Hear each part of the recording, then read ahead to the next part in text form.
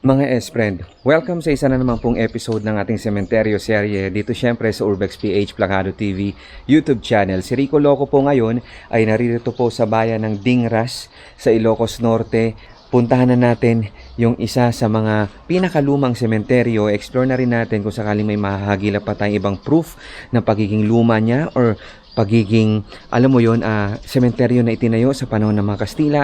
Ito ang ating titingnan sa episode na ito at sana ay panoorin mo hanggang sa pinakadulo ng videong ito.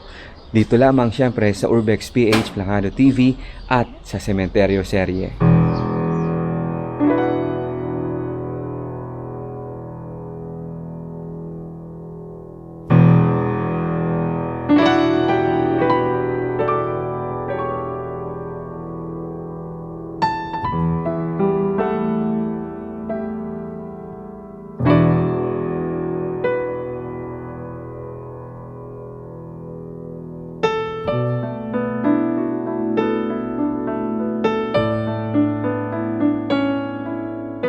Sa katunayan mga S-Friend, hanggang sa puntong ito, limitado at mabibilang lamang sa daliri ang mahahagilap na impormasyon na tutukoy sa lumang Katoliko sementeryo na ito sa makasaysayang bayan ng Dingras sa lalawigan ng Ilocos Norte.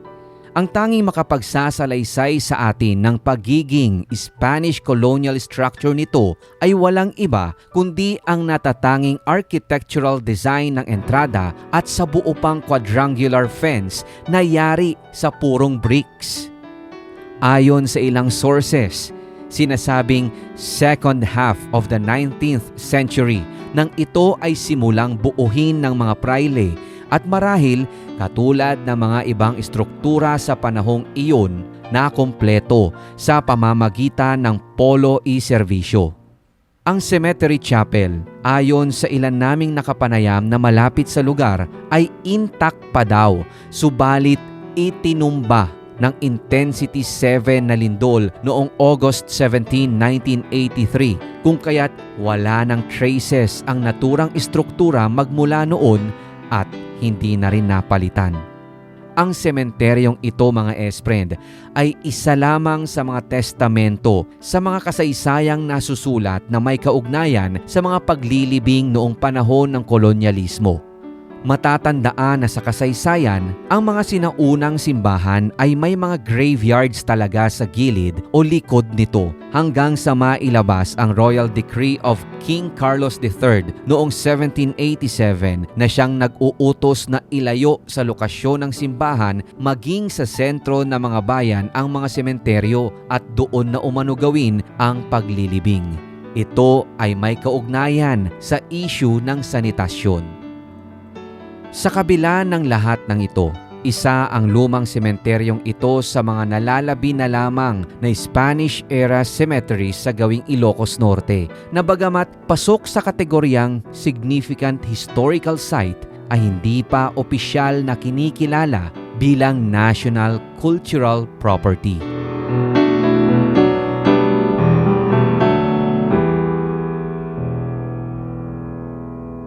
Compare doon sa mga unang nakita natin dati na mga larawan nito, unang kuhang larawan nito mga S-Friend, meron pang makikita talaga doon sa taas nito eh.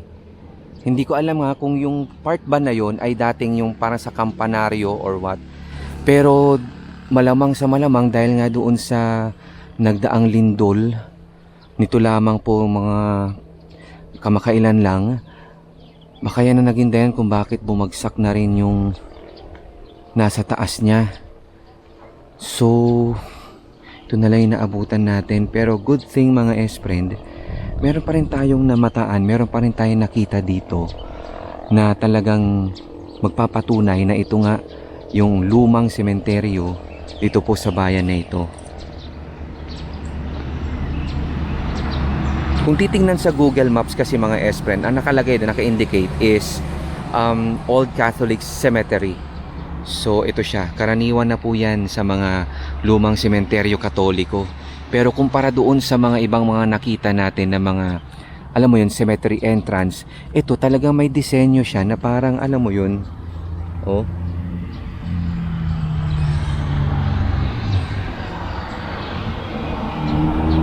'Di ba? May ganyan siya eh. Di lang natin alam kung meron din bang ganito dati dun sa mga katulad dun sa Binmaley, katulad din sa Pusurobio before, sa Binalonan, pero ito lang yung nakita ko talaga na merong ganito eh.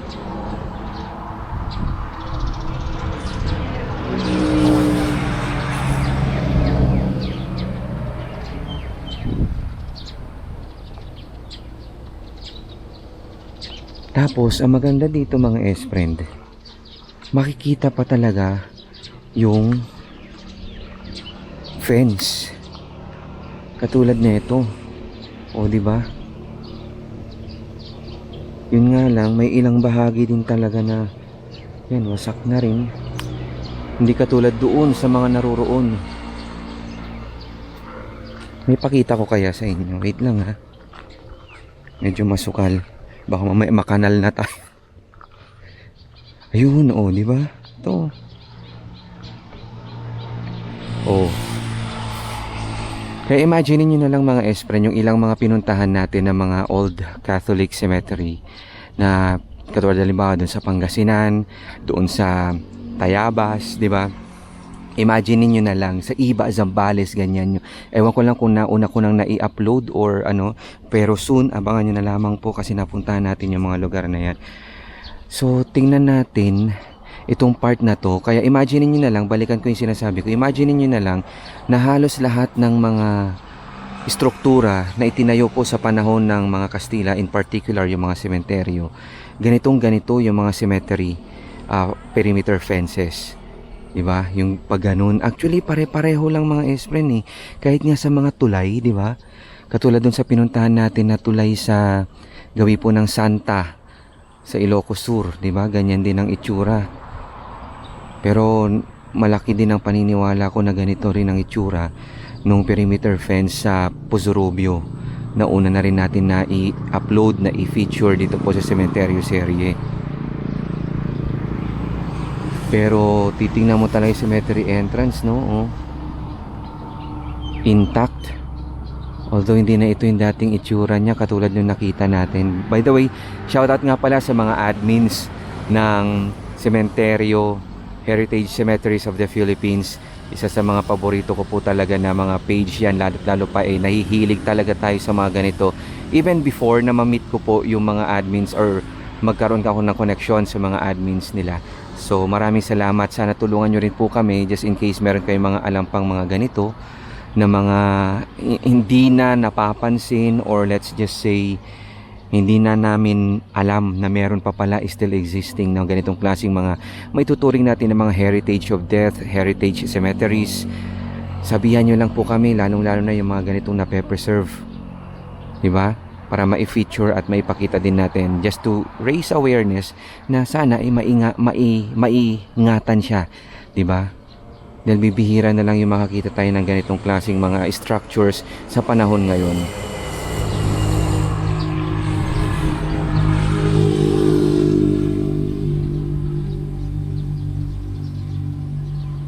Yan, medyo burado na kaya hindi ko alam kung ano nakasulat dito.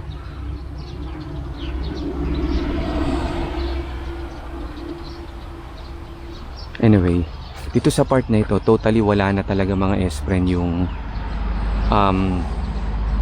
isang bahagi. Almost halos lahat talaga wala na.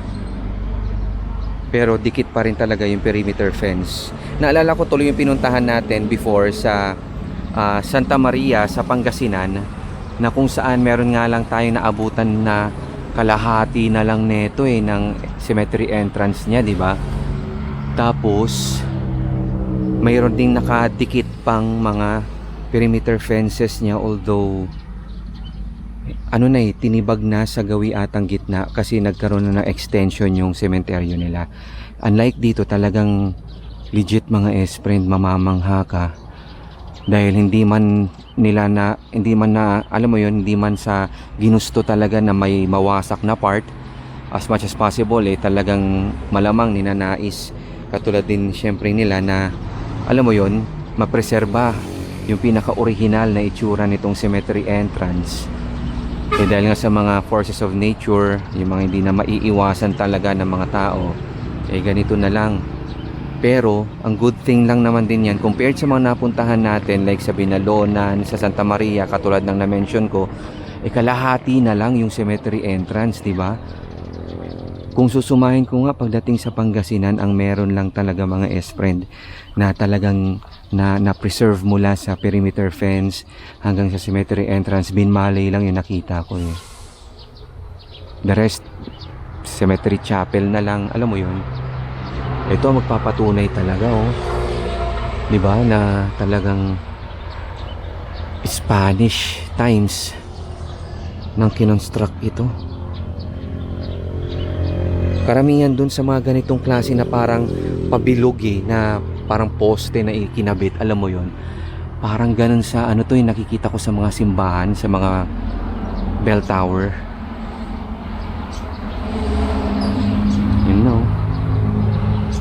Unti na. Alam mo yung nagiging brittle na siya habang tumatagal.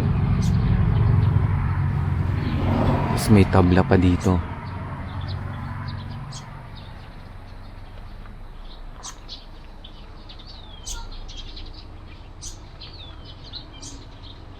Yan. Don't tell me meron na namang nagtungkab dito. Naghanap na naman ng treasure.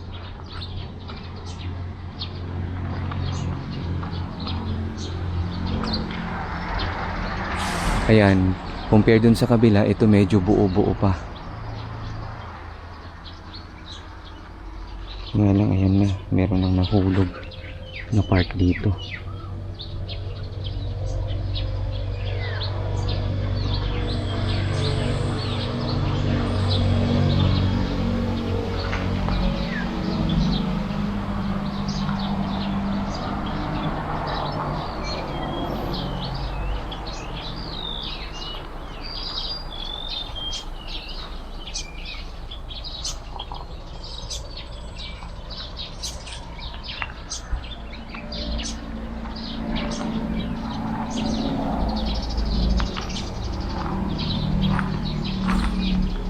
Yan, dito sa part na to, merong isang nakalibing.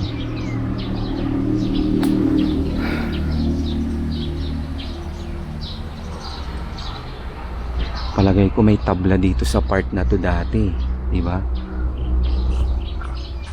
Wala na rin.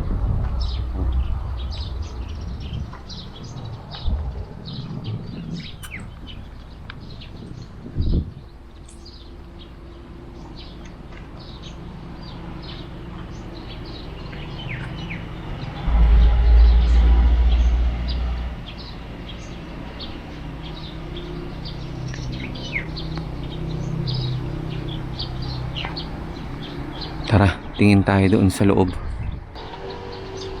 Ayan, mula dyan sa entrance, ito may mga ilan tayo nakikita, mga parang may mga lumang puntod.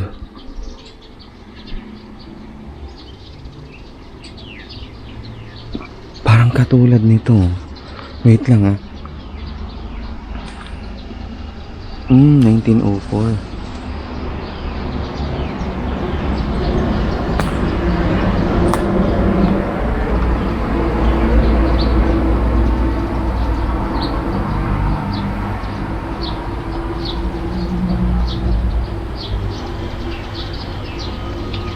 Parang wala atang mga lumang puntod dito sa part na to.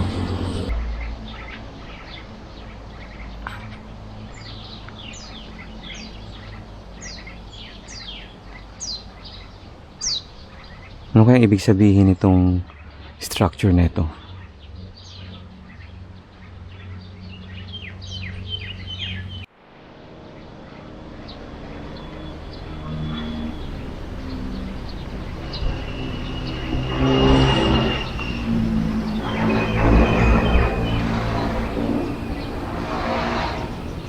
So, in-anticipate namin na meron pa tayong makikita dito na kahit bakas nung cemetery chapel. Kasi alam niyo naman, lagi-lagi sabi ko sa iyo, ang mga common structure, common arrangement ng mga sementeryo katoliko na itinayo sa panahon ng mga Kastila, yung nandirito, straight ahead mula doon sa entrance, andyan ang cemetery chapel. Pero very unfortunate, hindi na rin tayo nakakita ng mga, yung talagang mga puntod na nakasulat ang lapida nila sa wikang Kastila, pero may mga very distinct na mga hugis na mga libingan tayo nakita dito. Tapos ito. So parang ang nangyari ata mga S-friend, parang pasadya na nilagyan talaga siya ng pagtutubuan ng mga halaman. So yung mga nandirito, 1913, 1950, 1921, 1942. Tsaka maganda rin yung kanilang himlayan. Tapos sa tabi lang niya, ito meron ding mga ganito.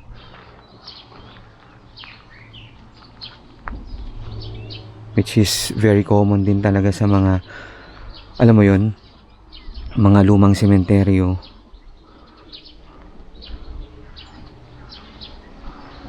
(1907, 1988).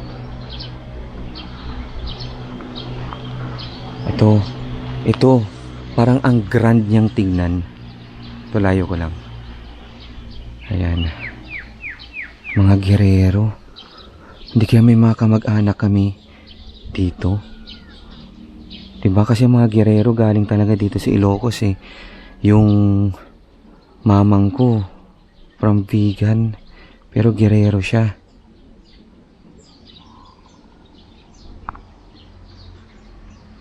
Wala nga lang nakasulat dito sa puntod sa itaas. Pero ano kaya to? Anong meaning nun nandun sa taas? So katulad dun sa Narvacan mga S-friend, talagang organized din yung kanilang, alam mo yon, mga libingan. Pero syempre, katulad na lang din ng mga lumang sementeryo yung pinupuntahan natin. Ayan, may mga aka-akasya ng malalaki. Mostly nakikita natin mga S-friend, mga nicho na katulad niya, di ba, ginawang parang apartment na siya, katulad nito. Parang pinato nga lang, di ba? Tapos may mga museleo.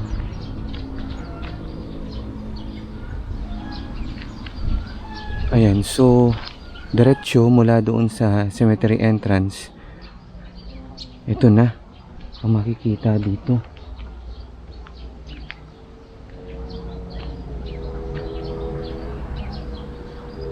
So parang katulad din ng ibang mga nakita natin dyan sa harapan, naging ano na siya, ano bang tawag dito, musileo nila.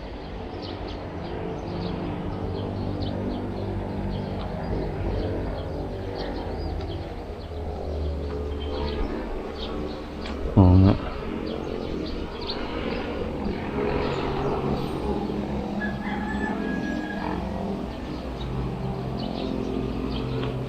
So far yung mga lapid na nakikita natin mga S-friend, akala mo yung mga luma talaga na may mga nakasulat na DOM, yung mga katulad noon, di ba? Pero sa nakikita natin, wala na tayo mga ano dito, mga lumang puntod na katulad ng mga hinahanap natin. Pero magkagayon man mga S-friend, ang kagandahan niya na ipakita natin at na i-document natin yung lumang cemetery entrance at syempre yung perimeter fence na hanggang ngayon ay naririyan pa rin. Ayan, pasensya na, medyo pawisan na tayo dito, pero wala na akong pakialam.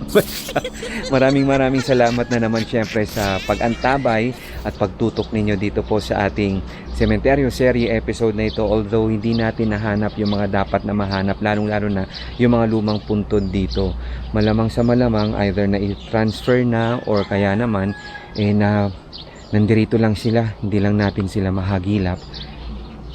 Lalo't lalo pa kulang yung oras talaga natin dahil meron pa tayong sasambutin dito po sa area na to.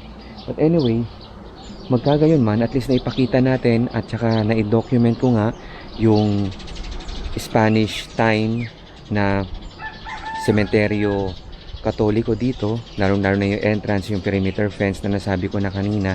So yun lang, very ironic pa minsan ang nangyayari kasi mga S-friend kapag pumupunta tayo sa mga lumang sementeryo na sinasuggest din ng ating mga follower, madalas kaysa sa hindi, may nakikita tayong mga lumang puntod, pero wala na yung cemetery entrance, giba na yung perimeter fences. Pero unlike dito sa pinuntahan natin, andyan pa yung entrance at yung fence niya, pero wala na yung mga lumang puntod dito. Baka na i-transfer na yung iba or nandito lang sa mga sukal, di natin alam. Pati cemetery chapel, wala na rin pong bakas dito. At sana nga ma-preserve kahit papaano yung yung lumang istruktura na nasa harapan, dahil talagang standing sa test of time, ika nga natin, di ba?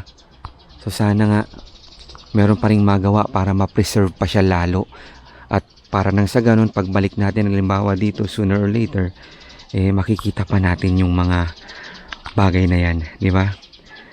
So kung meron kang isasuggest mga S-Friends, sabi ko nga sa inyo, sa mga ganitong klase mga fini-feature natin sa Cementerio Serye, i-comment mo lang yan sa baba ng video ito, o kaya naman i-PM kami sa Urbex PH Plakado TV Facebook page. At maraming salamat sa mga nagsasuggest, at malay niyo sooner or later makasama na rin namin kayo dito sa exploration nito.